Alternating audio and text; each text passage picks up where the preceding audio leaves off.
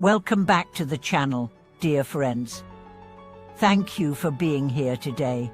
This time, we are exploring a topic that many spiritual practitioners hesitate to speak about openly, but silently wonder about in the depths of their heart. Why does it feel like the deeper I go into practice, the more pain I experience? Shouldn't spiritual practice bring peace, clarity, and joy? Why then does it sometimes feel like everything is getting worse? If you've ever asked this question, you are not alone. It's not only common, it's necessary.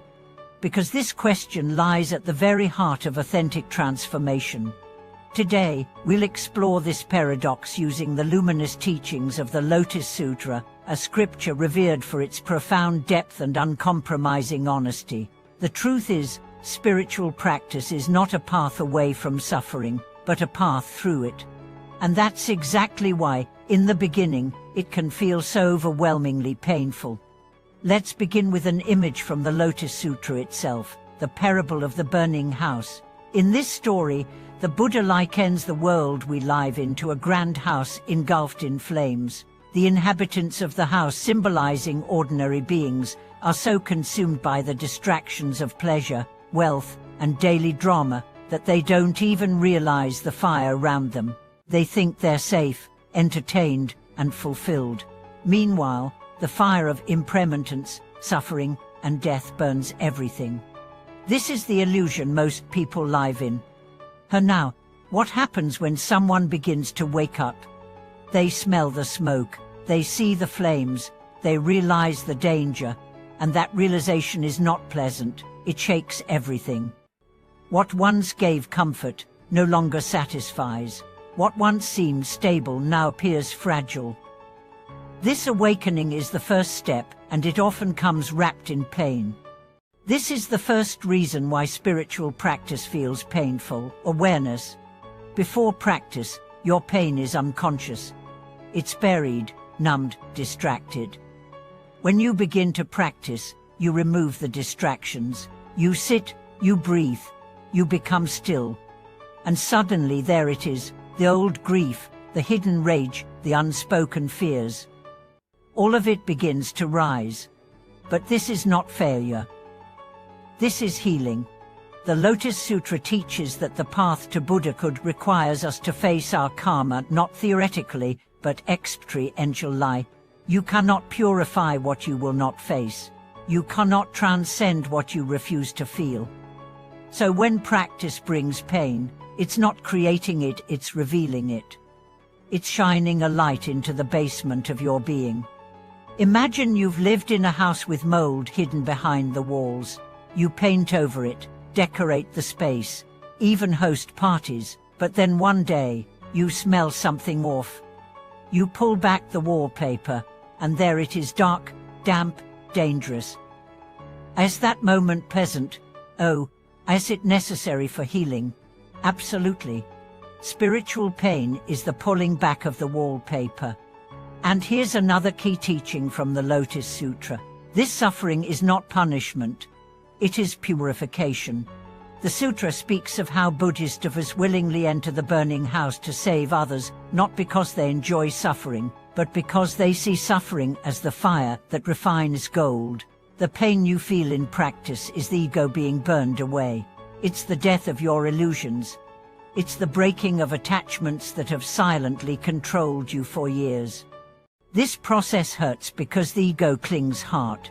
It tells you, you need that relationship. You deserve that recognition. You cannot live without that comfort. But the Dharma whispers, let it go. There is something greater. And so, we face another reason why practice brings pain: resistance. You are not just letting go of things. You are letting go of identities. You are surrendering the image of who you thought you were. And ego does not go quietly. It kicks, it screams, it barkens. This is why the deeper your practice goes, the more subtle and painful your obstacles may become. At first, the distractions are obvious: lust, anger, greed.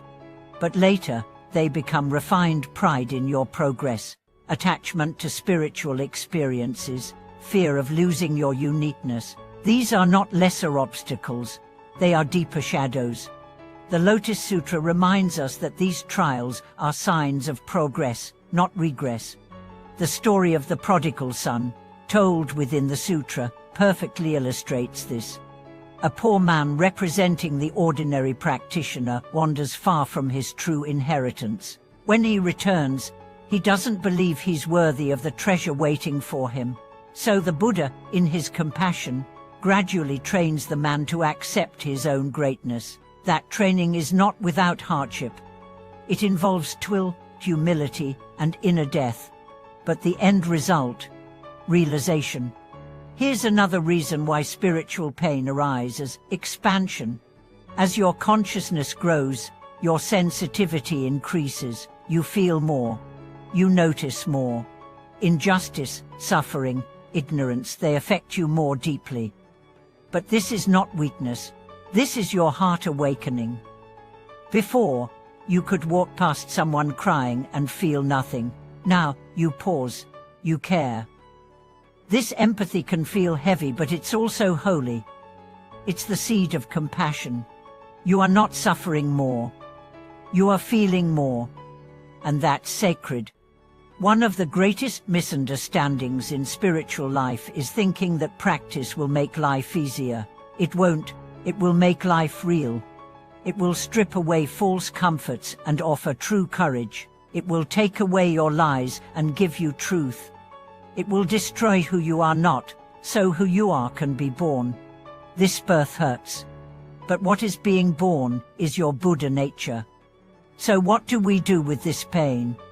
We stay, we breathe, we chant, we remember that the lotus grows from the mud, not in spite of it, but because of it. The Lotus Sutra says that the Buddha does not give us immediate bliss, he gives us skillful means. He knows we must grow gradually. He knows we must walk through fire to find our light. So he gives us parables, guidance, community. And most of all, he gives us patience. Dear friends, if your practice feels painful, do not quit, do not run, do not think you're doing it wrong. You are not falling apart. You are falling open. Stay with it.